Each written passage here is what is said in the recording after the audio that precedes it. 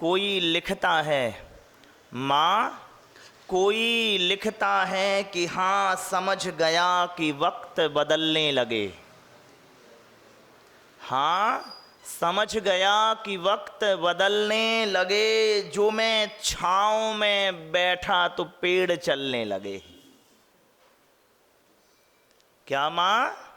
हाँ समझ गया कि वक्त बदलने लगे, जो मैं छाँव में बैठा तो पेड़ चलने लगे। क्योंकि आज का जो सूत्र है वो है कालश्च और शोनंत समय, कि जो कालश्च कि काल है वह भी एक द्रव्य है, समय सो अनंत समय, और वह कैसा है माँ? अनंत समय। समय कैसे है? कैसा है? अनंत है समय। ठीक है कि नहीं है? तो समय के जो सबसे काल के, जो सबसे काल शब्द के जो सबसे आरंभिक मायने होते हैं हमारे जीवन में, वो एक तो मौत के अर्थ में होते हैं। ठीक है माँ कि नहीं है? और दूसरा काल समय के अर्थ में होते हैं, अच्छी और बुरी परिस्थितियों के संयोग के अर्थ में हम समय को परिभाषित करते हैं। ठीक है, लेकिन जिस तरह की हम अपन आध्यात्मिक विवेचना कर रहे हैं तो यहाँ समय का अर्थ बोलेंगे कौन सा? समय, आत्मा। ठीक है ना? ठीक, तो है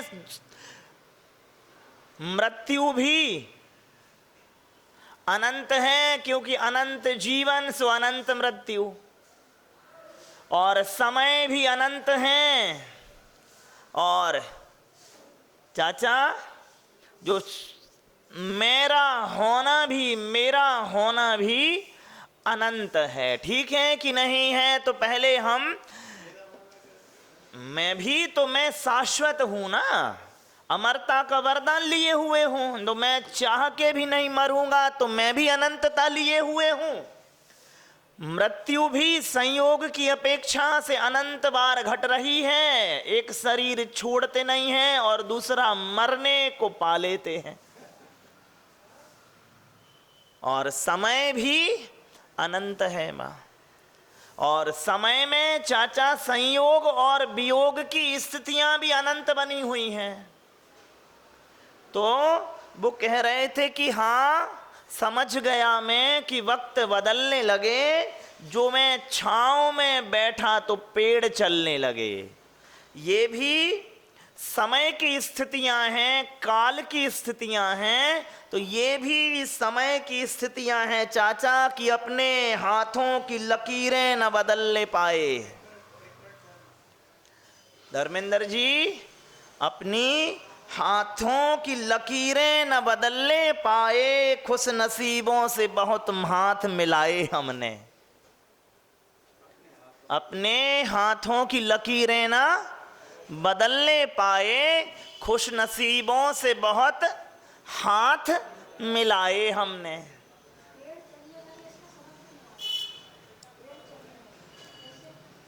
बाद में समझाएंगे। ठीक है चाचा कि नहीं है? तो ये भी समय की स्थितियां हैं मम्मी। पेड़ चलने लगे कि अरे अब तो अपने इतने बुरे दिन आ गए हैं कि जो सहज सहयोगी थे वे भी अब सहयोग नहीं दे रहे।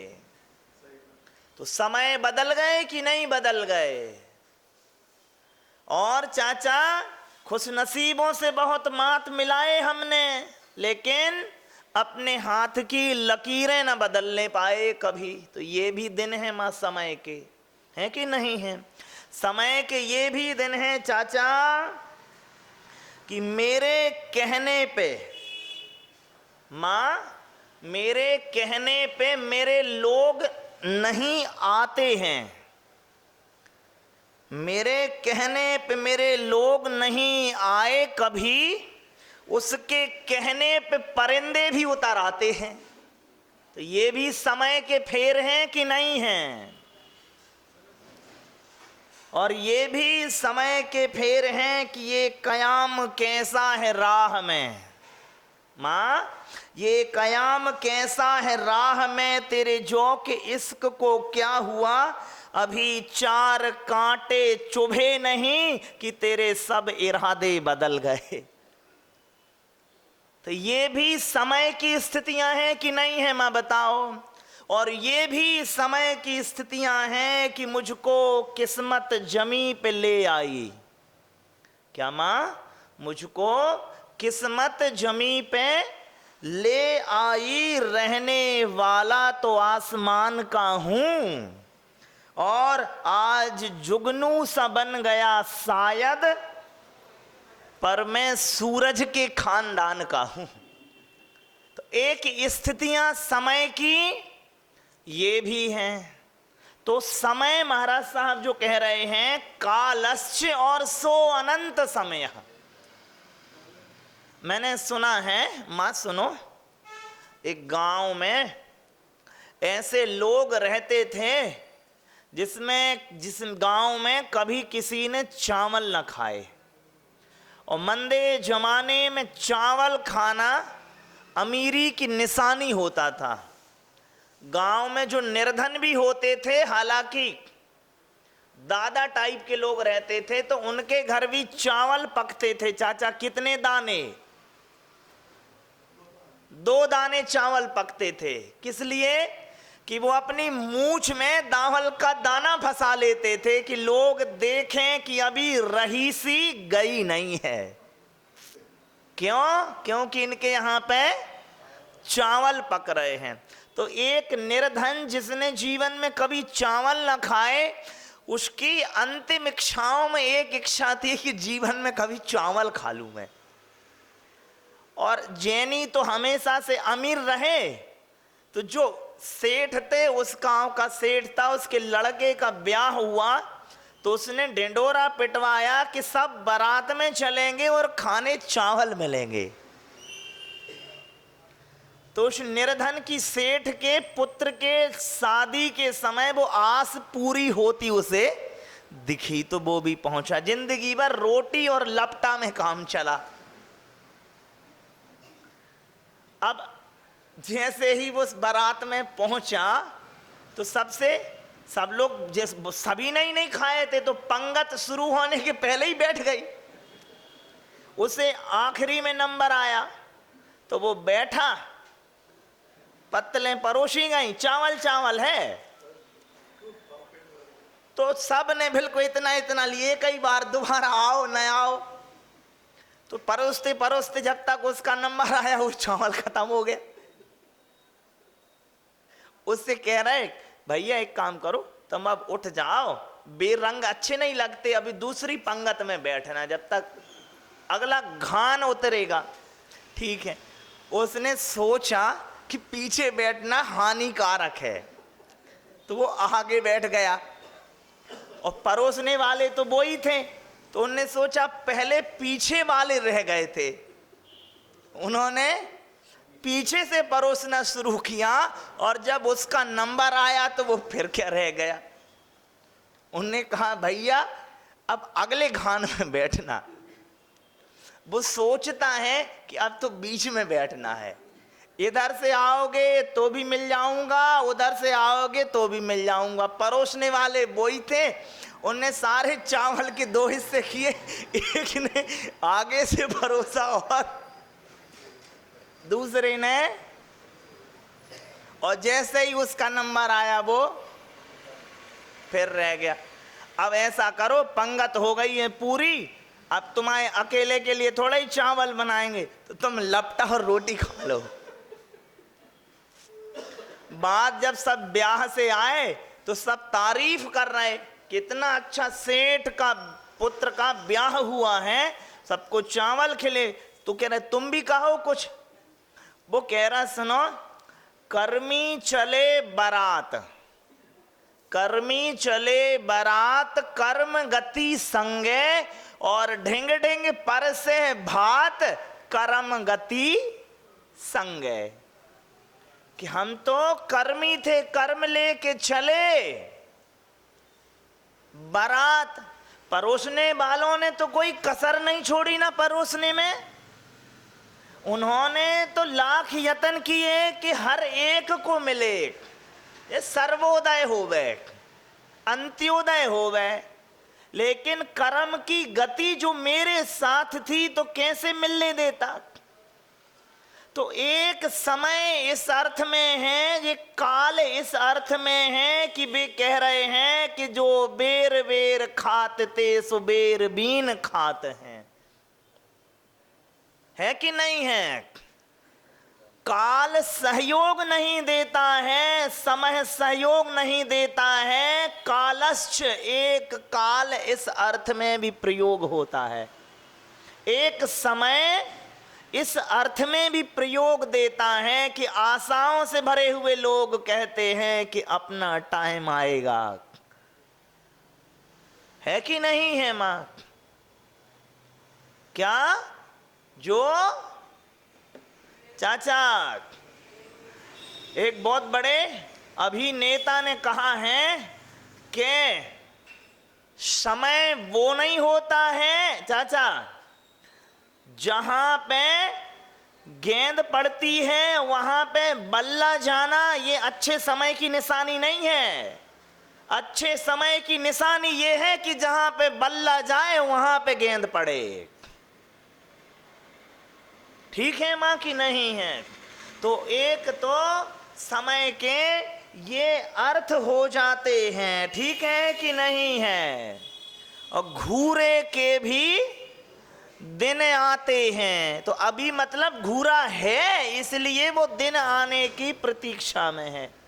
तो जो कालश्च कह रहे हैं महाराज जी, या शो अनंत समय कह रहे हैं, एक तो इस अर्थ में ले लेना और इनमें भी अनंत अर्थ में ही लेना, ठीक है चाचा। दूसरे इसके उत्तम अर्थ में ले लेना कि जो बेर बीन खाते वे बेर बेर खाते हैं, ठीक है कि नहीं है धर्मेंद्र जी।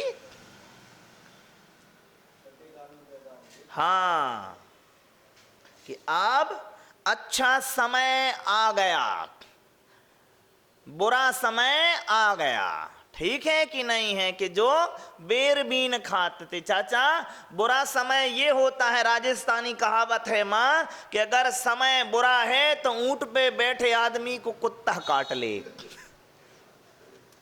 बैठा कहां है, ऊंट पे बैठा है तो भी कुत्ता काट ले। वे ये बुरे समय की निशानियां हैं, ठीक है कि नहीं है। क्या है, बुरे समय की निशानियां हैं मां ये। जब चाचा बुरा समय आता है तो सल्तनत से सुल्तान भी उठा लिए जाते हैं, सल्तनत से सुल्तान भी उठा लिए जाते हैं। ये बुरे समय की निशानियां हैं कि नहीं है। चलिए, तो एक समय का अर्थ हो गया अच्छे और बुरे संयोग के अर्थ में, और चाचा एक समय का अर्थ हो गया लब्धि के संबंध में कि अभी काल की लब्धि नहीं आई, समय लब्धि नहीं आई अभी, है ना मां।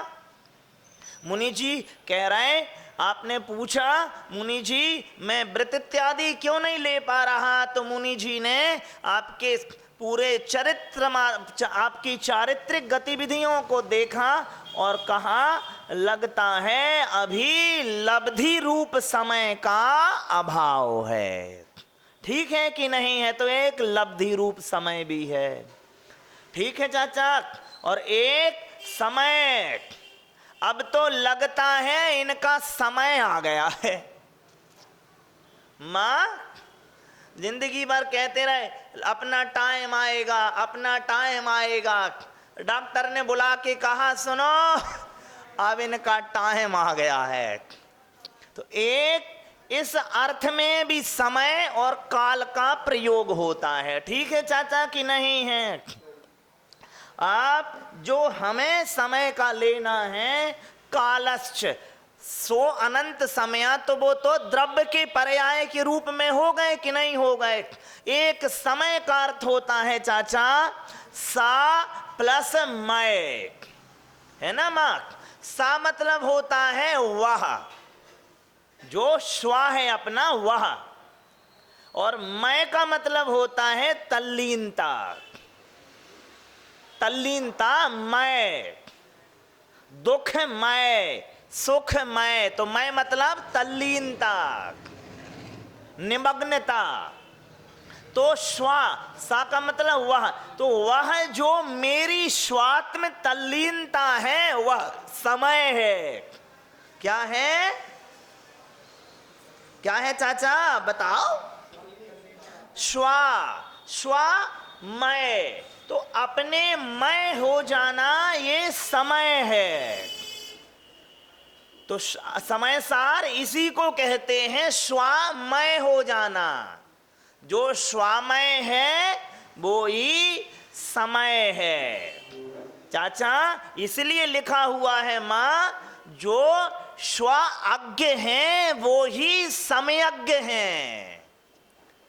जो स्वाज्ञ हैं, जो अपने के जानकार हैं, वे ही समय के जानकार हैं।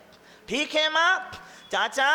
जो स्वाज्ञ हैं वे समयज्ञ हैं, और भगवान लिखते जो समयज्ञ हैं वे ही सर्वज्ञ हैं। सर्वज्ञ कौन है मां? जो स्वाज्ञ हैं और समयज्ञ हैं। तो एक तो ये समय का परिभाषा हो गई।